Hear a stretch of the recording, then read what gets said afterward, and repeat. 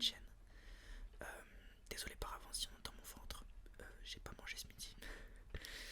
Non, tout ça pour vous dire que oui, je vous fais cette vidéo parce que demain je ne pourrai malheureusement pas en publier. Donc je voulais vous faire plaisir ce soir. Je voulais également vous remercier pour la barre des 150 abonnés qu'on a dépassé et vous dire que chacun de vos commentaires me touche au plus profond de mon cœur. Merci pour votre bienveillance, merci de faire attention à moi, de me proposer de faire des pauses, ça me touche beaucoup. On est donc parti pour la première histoire, accompagnée de ma nouvelle direction artistique, à savoir ma barbe qui est partie. Dites-moi ce que vous en pensez, est-ce que c'est mieux? Est-ce que c'est moins bien? Je ne sais pas. On est parti pour la première histoire qui s'intitule donc La maison en Australie. Je m'appelle Luc, je suis français, j'ai 26 ans et je vis actuellement en Australie, à Brisbane, depuis mai 2019. J'ai rencontré ma copine, Mina, qui est d'origine japonaise, un mois après mon arrivée en Australie, dans une ferme de fraises dans laquelle nous travaillons tous les deux. Nous y avons travaillé plusieurs mois, jusqu'au moment où la crise sanitaire a frappé la planète. Du coup, fini le job à la ferme, il faut trouver autre chose. À ce moment-là, deux choix s'offraient à nous. Go back home et on se sépare, dur dur, ou alors on se serre les coudes et on tente de traverser cette épreuve par nous-mêmes. Spoiler, on a choisi la deuxième solution et c'est à ça qu'on reconnaît un couple qui tient. Nous avons alors décidé de quitter notre emploi de saisonnier en campagne, pas le choix en même temps, pour aller en ville, essayer de trouver un nouveau travail. Bingo! Bonne nouvelle pour moi, un employeur accepte de m'embaucher pour travailler dans une équipe locale de football australien. Cet employeur, on va la nommer Cathy, anonymat oblige. Cathy m'explique donc que je peux travailler pour l'équipe de foot, mais qu'actuellement, à cause de la crise sanitaire, un confinement sera obligatoire, même si à ce moment l'Australie est plutôt épargnée comparée à l'Europe.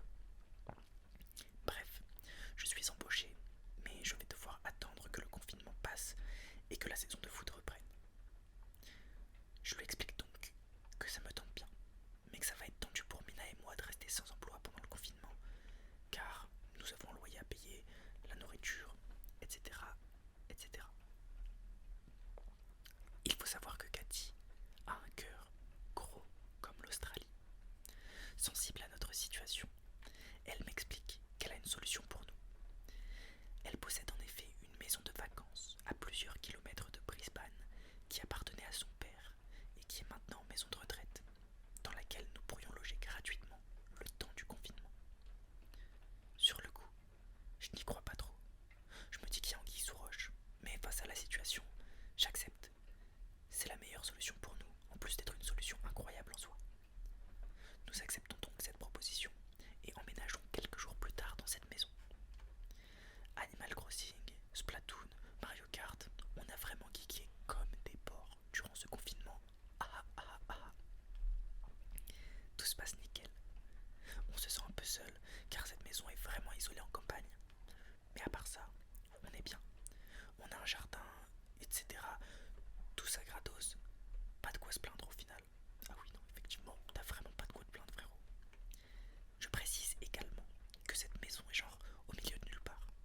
J'ai juste un voisin, John, qui s'occupe des chevaux, avec qui j'ai sympathisé et tout. Enfin, c'est la cambrousse quoi. Des autres détails qui auront leur importance. Dans cette maison, il y a une porte d'entrée principale avec une grande vitre floutée. On peut donc distinguer des choses à travers. Et il y a une porte en bois derrière la maison qui donne sur une véranda connectée à la maison. Cette maison est un plein pied. Il n'y a donc pas d'étage et pour finir, pas de rideau aux fenêtres, excepté dans la chambre à coucher. Le contexte est donné. L'histoire commence maintenant. 3 ou 4 semaines après avoir emménagé, Cathy m'appelle pour m'annoncer une bonne nouvelle. Je peux aller bosser. Premier jour de boulot, tout se passe comme sur des roulettes. J'aime ce que je fais, très bonne ambiance, etc. Le seul hic, c'est que nous sommes encore dans la maison du père de Cathy, qui se trouve à plusieurs kilomètres de Brisbane, et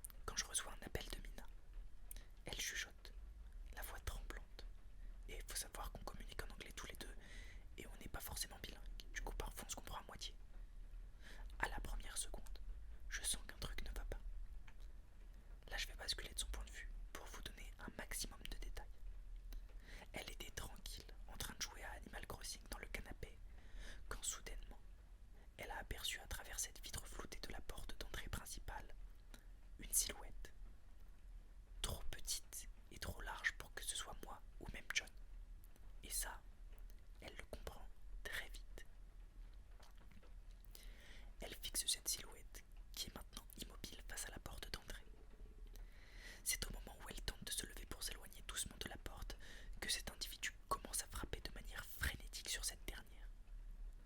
Son cœur s'emballe. Elle ne sait pas quoi faire. Elle tente de se faire la plus discrète possible afin que l'individu pense que personne n'est là ou ne lui ouvrira. Elle décide ainsi de se cacher dans l'armoire de la chambre, car c'est la seule pièce où l'on ne peut pas voir ce qui se passe depuis l'extérieur. Blottie entre les cintres et nos vêtements, et priant pour qu'il lâche l'affaire, elle se rappelle soudainement qu'il existe une seconde porte derrière la maison, qui est libre d'accès, et elle ne sait pas si elle est verrouillée ou non. Courageuse comme elle décide de foncer à travers la maison afin d'atteindre cette porte. Puis, pendant sa course, elle aperçoit cet individu passer très furtivement devant une des fenêtres de la cuisine. Conclusion, il fait le tour pour vérifier s'il existe une porte à l'arrière de la maison. Paniquée, mais déjà dans sa course, elle décide d'aller au bout et de tenter le tout pour le tout. Elle doit fermer cette porte avant qu'il ne tente de l'ouvrir. C'est finalement au moment où elle enfonce le loquet qu'elle entend l'individu tenter de pousser la porte. Complètement apeurée, elle retourne se cacher dans cette armoire et c'est à ce moment-là qu'elle m'appelle. Comme je l'ai dit plus tôt, j'ai un peu galéré à comprendre ce qu'elle me disait au téléphone. Sa voix tremble, etc. Mais j'ai tout de suite essayé de la calmer pour que je puisse avoir des informations claires sur ce qui était en train de se passer. Après une minute où je lui demande de se concentrer sur sa respiration afin qu'elle m'écoute, elle arrive à me décrire calmement ce qui vient de se passer. Étant à côté de Cathy, je lui demande si quelqu'un est censé venir à la maison ou un truc comme ça. Mais non, personne n'est censé venir, ou même c'est que cette maison est habitée en fait. Là je passe en mode, il faut que je rentre le plus vite possible chez moi, tout en m'assurant qu'elle soit le moins en danger. Je lui demande de rester dans cette armoire et d'appeler la police, et de me rappeler directement après en attendant que je rentre. Finalement, elle décide de rester en ligne avec moi au téléphone, ce qui n'est pas la meilleure solution. J'avoue, elle aurait dû appeler la police, mais j'étais dans un état de stress total et le fait de l'avoir au téléphone en continu me rassurait beaucoup. Je commande un Uber, qui a dû me trouver super chelou d'ailleurs. J'arrêtais pas de lui demander d'aller plus vite, quitte à le payer plus. Ah ah, super marrant. Au bout de quelques minutes, je suis dans mon Uber, toujours avec Mina au téléphone. Elle m'explique qu'elle n'entend plus rien, personne qui frappe à la porte ou personne autour de la maison. Je lui déconseille de bouger, mais finalement elle se motive à jeter des coups d'œil hors de l'armoire, pour enfin, quelques minutes plus tard, me confirmer que la silhouette n'est plus visible derrière la porte et que personne ne semble être autour de la maison. 17h45. Je suis devant chez moi. Je fonce retrouver Mina et lui faire un méga câlin en lui expliquant que je suis là et qu'elle n'a plus rien à craindre. 18h. Il fait nuit à cette heure-là, à ce moment de l'année en Australie. Je check les verrous et tente de lui faire passer les idées en se faisant une partie et en matant des animés. J'imagine que c'était une partie de Mario Kart. Erreur. Dans mon soulagement de foncer la retrouver sans problème, j'ai omis un détail de la plus grande importance. Vérifier autour de la maison. Bordel Luc, pourquoi t'as pas vérifié autour de la maison? Arrive donc l'heure de se coucher. 1h du mat. Les chevaux du voisin me réveillent. J'entends les sabots. Mina, toujours pas vraiment endormie, me demande ce que c'est que ce bruit. Et je lui réponds que ce sont les chevaux du voisin. Encore une erreur de ma part.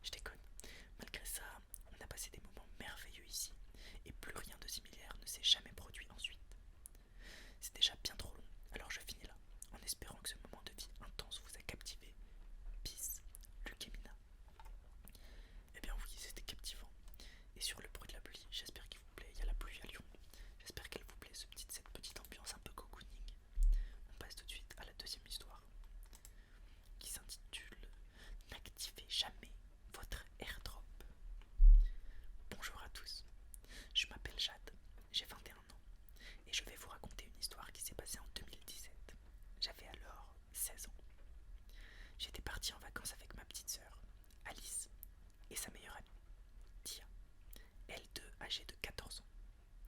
Comme tous les étés, nous avions l'habitude de partir à Carnac, une ville en Bretagne où nous logeons à chaque fois dans la même résidence, car elle appartient à une amie de notre père.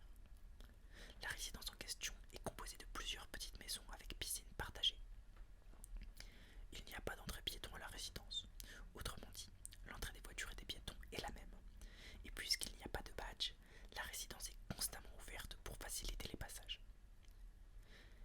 Les gardiens des maisons sont également conçus de la même façon. Ah non, les jardins j'imagine, des maisons sont également conçus de la même façon. Ils ne sont pas fermés et n'importe qui peut passer par le jardin du voisin. Chose qui se fait assez souvent et qui ne choque personne finalement. Notre maison à nous est juste à côté d'une allée et vraiment proche de la piscine, ce qui augmente la chance pour que les personnes passent à côté ou par notre jardin. Notre mésaventure commence à la plage. On ne le saura que quelques jours plus tard, car sur le moment, nous n'y prêtions pas attention. Avec Alice et Tia, nous faisions toujours tout ensemble, et comme la plage est à moins de 5 minutes de la résidence et le centre-ville à moins de 10 minutes, nous n'étions jamais accompagnés d'adultes et avions une certaine liberté.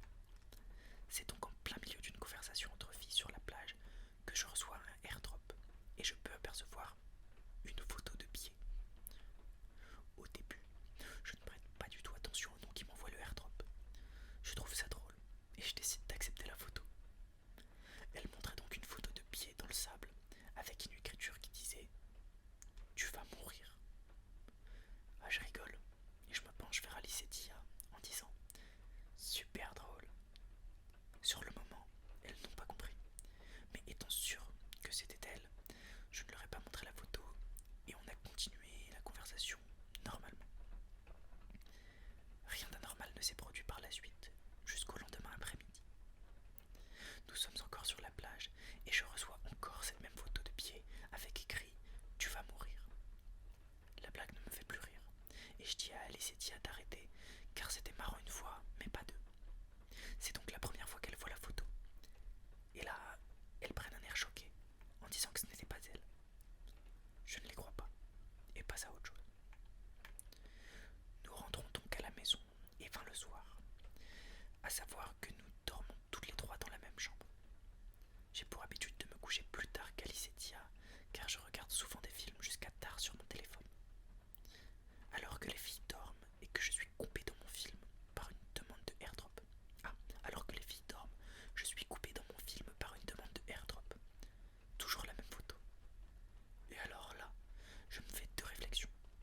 La première, c'est que le nom de l'iPhone qui m'envoie la photo a un nom très étrange. Je n'arrive pas à me souvenir en détail, mais c'était un assemblage de lettres qui ne voulait rien dire.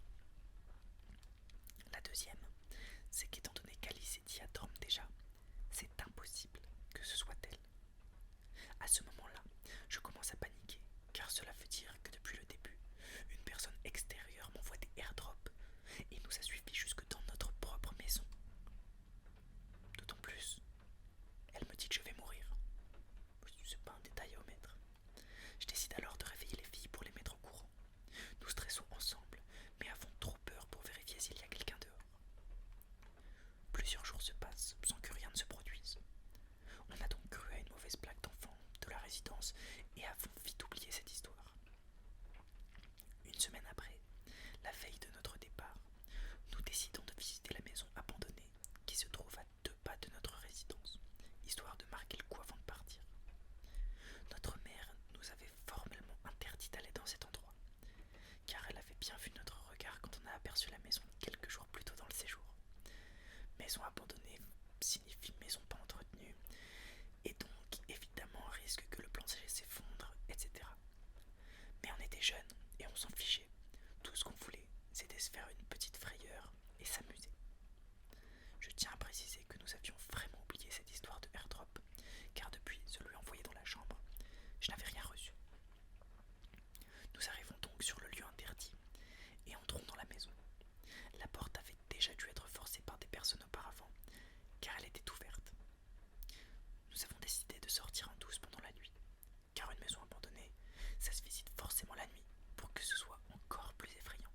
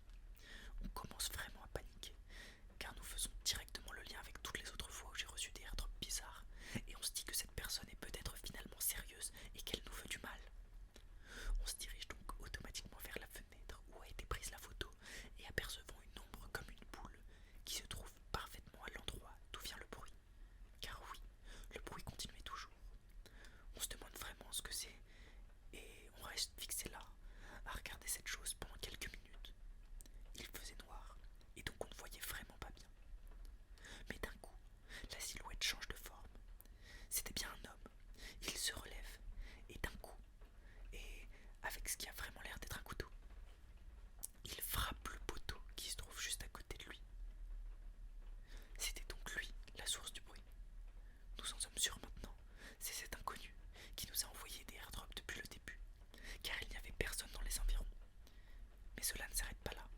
Il commence à accélérer d'un coup, et c'est à ce moment précis que nous décidons de partir vite en courant de la maison. Nous savons que si nous tombons nez à nez avec cet inconnu, il pourrait se passer quelque chose de très, très grave.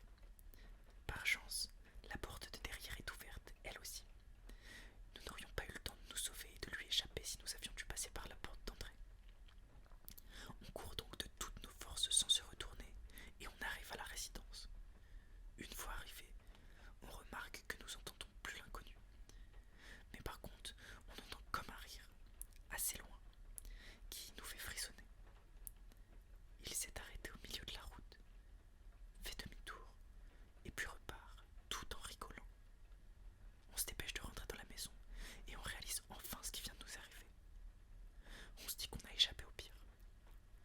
Nous n'avions jamais raconté cette histoire, et nous n'avons jamais raconté cette histoire à nos parents, car nous avions interdiction de nous rendre là-bas, et avions peur des répercussions. De même pour la police, nous savions pertinemment que nous n'avions pas le droit d'aller dans cette maison, qui n'est pas notre propriété, et nous avons donc gardé le silence. Cette nuit-là, nous n'avons pas fermé l'œil jusqu'au petit matin où nous sommes repartis. Depuis, je laisse mon airdrop à mes contacts uniquement, et je ressens toujours une sensation étrange lorsque je reçois des airdrops de mes amis. Après réflexion, nous pensons que cette personne nous suivait depuis un moment, puisqu'il a sûrement réussi à entendre nos prénoms dans la conversation pour pouvoir me l'envoyer à chaque fois en personne. PS, nous sommes actuellement dans la même résidence en écrivant notre histoire, et nous trouvions ça symbolique de la raconter en étant sur les lieux. La maison abandonnée est par ailleurs toujours là, avec ses graffitis, mais nous n'y mettrons plus jamais les pieds. J'espère que cette histoire pourra sensibiliser les jeunes qui pourront la lire, car même si on aime se faire peur, parfois cela peut nous coûter la vie, ou du moins comme nous, devenir un souvenir traumatique. Merci à ceux qui sont restés jusqu'à la fin. Jade, Alice et Tia. Et bah c'est super, encore une fois une histoire super cool. Ce qui nous permet de passer à la dernière histoire qui s'intitule Ahmed, le voisin effrayant. Cette histoire, car il s'agit plus d'une histoire que d'un événement court, a eu lieu il y a 4 ans, quand je vivais dans mon premier appartement, seul. À cette époque, j'avais tout juste 18 ans, et je venais de commencer mes études à l'université d'Aix-en-Provence, donc mon appartement était très proche. Pour l'anecdote, si j'allumais ma clope en bas de mon bâtiment, je n'avais pas le temps de la finir avant d'arriver devant la porte de ma fac. Mon immeuble était, dans les années 2000, un hôtel, et chaque appartement était en réalité une ancienne pièce de l'hôtel, comme un restaurant ou une salle de réception pour les plus grands appartements.